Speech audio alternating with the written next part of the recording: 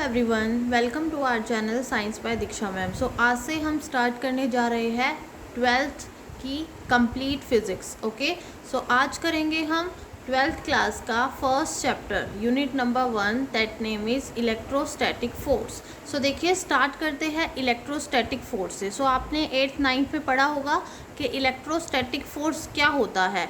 Electrostatic force एक science की ही branch होती है, ठीक है। इसके अंदर क्या है, और ये जो साइंस के अंदर भी 3 ब्रांचेस है, फिजिक्स, केमिस्ट्री और बायोलॉजी। सो हम यहाँ पे बात कर रहे हैं फिजिक्स की, तो ये फिजिक्स की ब्रांच है जहाँ पे हम स्टडी करते हैं इलेक्ट्रिक चार्जेस की, ठीक है। जहाँ पे जो चार्जेस होते हैं वो कहाँ पे होते हैं, रेस्ट पोजीशन में। Okay, so in this, or we can say the introduction of electrostatic is, it is a branch of physics which deals with the study of electric charges at rest is called electrostatic or static electricity। मतलब जिसमें हम charges, अब charges जब flow करेंगे तो electricity generate होगी, right. और वो चार्जेस जब वो रेस्ट में होंगे, सो दैट मीन्स उस इलेक्ट्रिसिटी को हम क्या कहेंगे, स्टैटिक इलेक्ट्रिसिटी। सो बहुत ही सिंपल है। आगे देखिए, charges at rest are produce due to friction.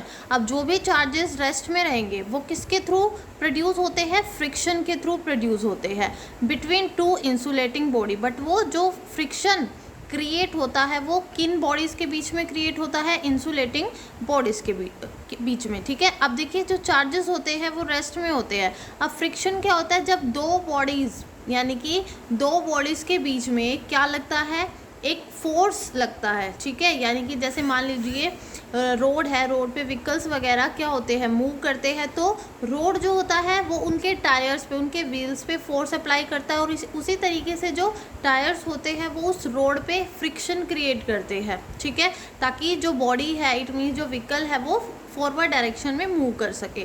सो यहाँ देखिए, लेकिन वो जो चार्जेस होते हैं, जो फ्रिक्शन होता है वो दो इंसुलेटिंग बॉडी से ही क्या होता है, जनरेट होता है।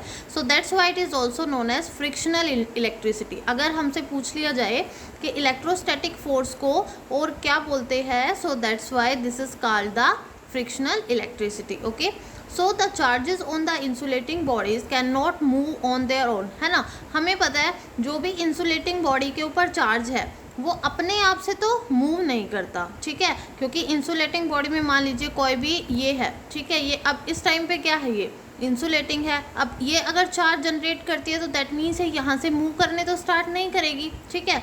सो इसी वजह से इसको हम क्या बोलते हैं, स्टैटिक चार्जेस, यानी कि जो चार्जेस रेस्ट में हो, that's why these are called the static charges. Okay, so move ahead on the next topic that is electric charge. अब देखिए, इलेक्ट्रिक चार्ज का मतलब क्या होता है। सो जो 10th लेवल तक आपने किया था वो नॉर्मल बेसिक साइंस थी, ठीक है, लेकिन उसका कुछ यूज़ जो है आपका +1 और 2 में भी होता है। सो स्टार्ट करते हैं इलेक्ट्रिक चार्ज से। सो देखिए, चार्ज होते क्या है। So to understand the concept of electric charge we have the following theory. तो हमारे पास एक थ्योरी है इसको समझने के लिए, और आपने ये 8th 9th में भी पढ़ा होगा कि जो चार्ज है, ग्लास से अगर हम सिल्क को, क्लॉथ को रब करते हैं तो वहाँ से चार्ज जनरेट होते हैं, ठीक है, पॉजिटिव और negative charge we can say. तो चार्जेस के जो होते हैं वो दो फॉर्म्स होती है, पॉजिटिव चार्ज और नेगेटिव चार्ज। सो चलिए देखते हैं आखिर इलेक्ट्रिक चार्ज होते क्या है। When a glass rod is rubbed with A silk, हमने क्या लिया, एक ग्लास का कोई भी रोड ले लिया, ग्लास से बना हुआ, और सिल्क का एक क्लॉथ ले लिया। तो इस तरीके से हमने ग्लास रोड पे कैसे चार्जेस एक्वायर है, उस टाइम पे पॉजिटिव चार्ज एक्वायर है, ठीक है। और एक पीस ऑफ सिल्क, और सिल्क पे ऑलवेज कैसे चार्ज एक्वायर होते हैं, नेगेटिव चार्ज, ठीक है। So due to the transfer of electrons from glass rod to silk. अब क्यों होता है ऐसा, क्योंकि जो ट्रांसफ़र होते हैं इलेक्ट्रॉन, कहाँ से ट्रांसफ़र होंगे, ग्लास रोड से सिल्क में, ठीक है। So the glass rod is said to be electrified. तो चार्ज कौन हुआ है, चार्ज जो है हमारे पास ग्लास रोड हुई है, क्योंकि ग्लास रोड के पास पॉजिटिव चार्ज था।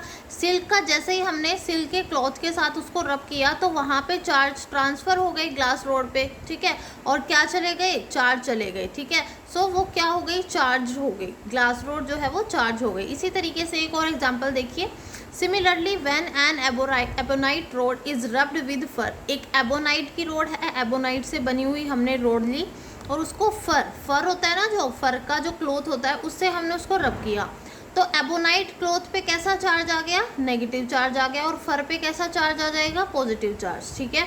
तो इसी तरीके से क्या होगा, एबोनाइट को हम क्या कहेंगे, इलेक्ट्रीफाइड। यानी कि अब इस टाइम पे जो एबोनाइट रोड है वो क्या हुई है, इलेक्ट्रीफाइड हुई है, मतलब वो चार्ज हुई है। ठीक है, तो इस तरीके से चार्ज का क्या मतलब हुआ है कि एक बॉडी से दूसरी बॉडी में चार्ज को ट्रांसफ़र करना। ठीक है, सो यहाँ देखिए, hence charge is that physical quantity due to which all electrical effects and other related effects are produced in the matter।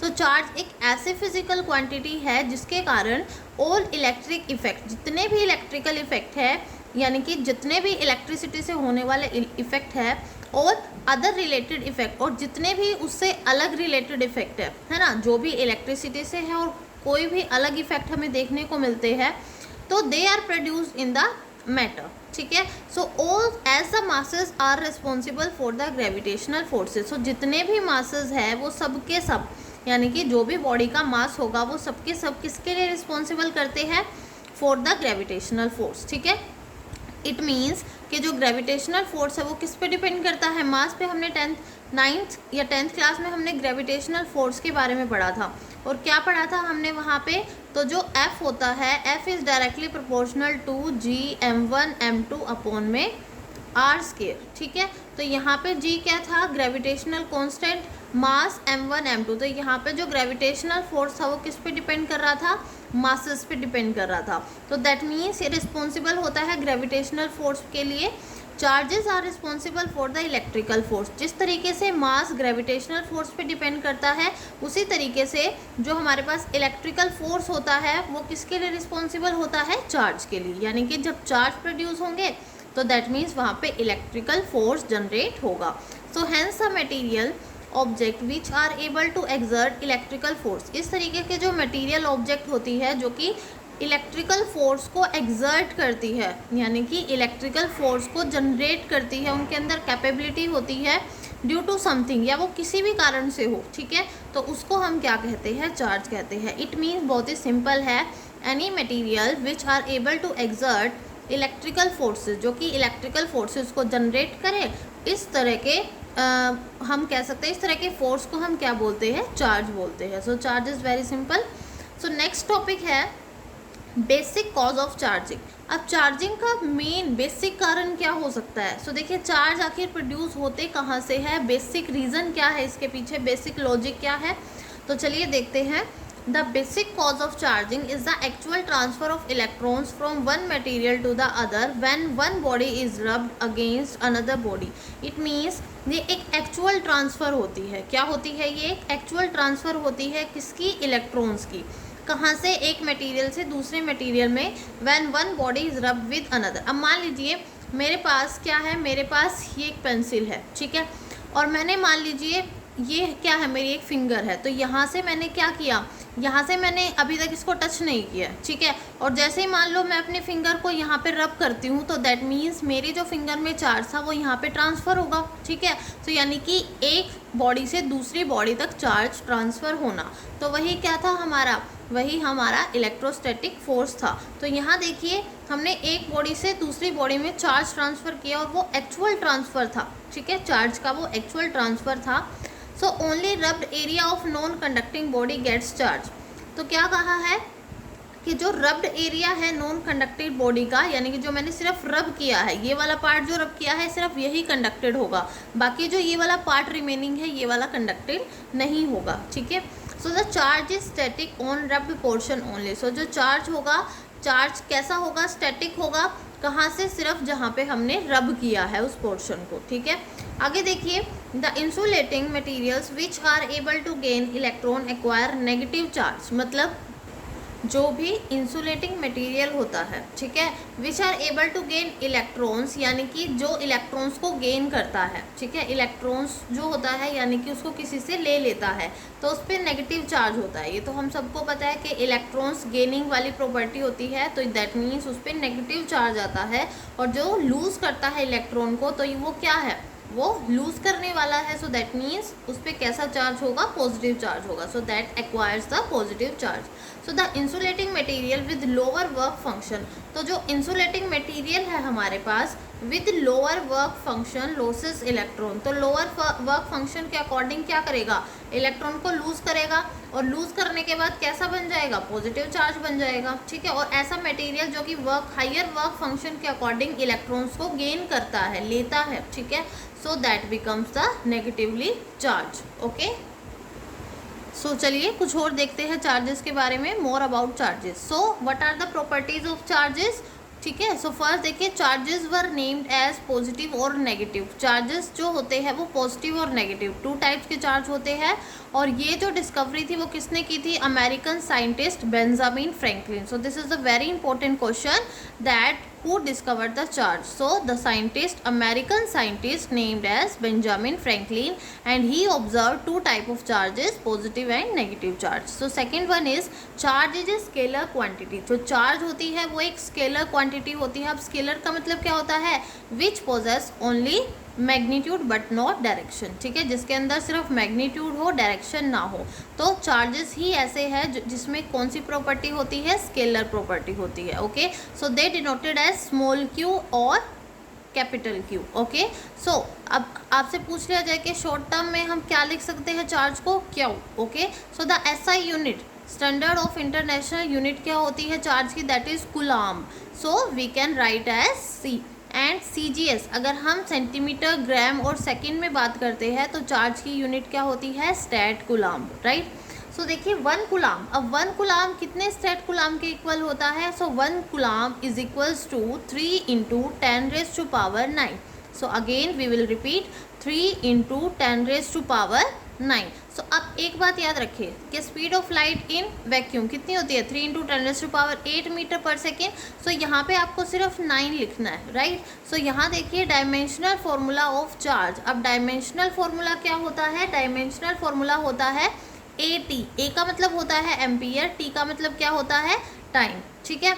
अब ये कहाँ से आ गया, तो आपने फर्स्ट चैप्टर में यूनिट एंड डायमेंशनल फॉर्मूला पढ़ा होगा, ठीक है। तो यहाँ पे देखिए I का फॉर्मूला क्या होता है हमारे पास, Q divide by T। It means I क्या होता है, current. So current is equals to charge upon में time. And when we will find out Q, अगर हमें Q की वैल्यू फाइंड आउट करनी है, सो Q क्या हो जाएगा, I × T, ठीक है। So we replaces the values, right. So Q का फॉर्मूला क्या हो गया, I × T। अब आप देख सकते हैं I की ऐसा यूनिट क्या होती है, एम्पियर, तो इसलिए हमने यहाँ पे क्या लिखा, A लिखा।